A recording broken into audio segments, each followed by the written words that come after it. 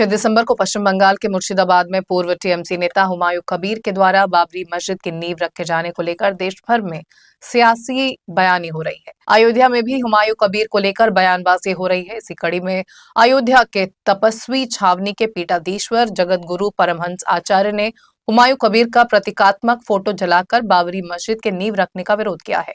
इस मौके पर बबलू खान उर्फ मोहम्मद अनीस भी मौजूद थे।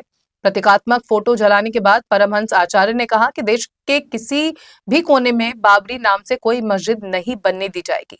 तो उधर बबलू खान ने इसका विरोध करते हुए कहा कि बाबर कोई हमारा मसीहा नहीं है। उन्होंने आगे कहा कि हुमायूं कबीर की आतंकी मानसिकता है और देश का मुसलमान हुमायूं कबीर की इस हरकत को बर्दाश्त नहीं करेगा। देखिए, माननीय न्यायालय के द्वारा जब फैसला आया तो आज राम मंदिर पूरी तरह से बनकर तैयार हो गया है।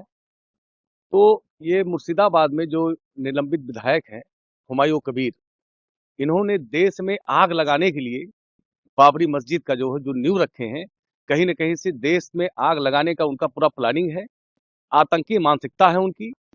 इस तरीके से हम लोग इसको कतई बर्दाश्त नहीं करेंगे और देश का कोई भी मुस्लिम इसको बर्दाश्त करने की मूड में नहीं है, क्योंकि ये सीधी सी बात है। जब न्यायालय द्वारा फैसला आया और हिंदू मुस्लिमों ने मिल करके गले से लगाया, तो ये हुमायूं कबीर जो इस तरीके से ये घटिया हरकत कर रहे हैं, ये देश को पूरी तरह से दलदल में ढकेलने का काम कर रहे हैं और आतंकवाद को बढ़ावा देने का यह साजिश है।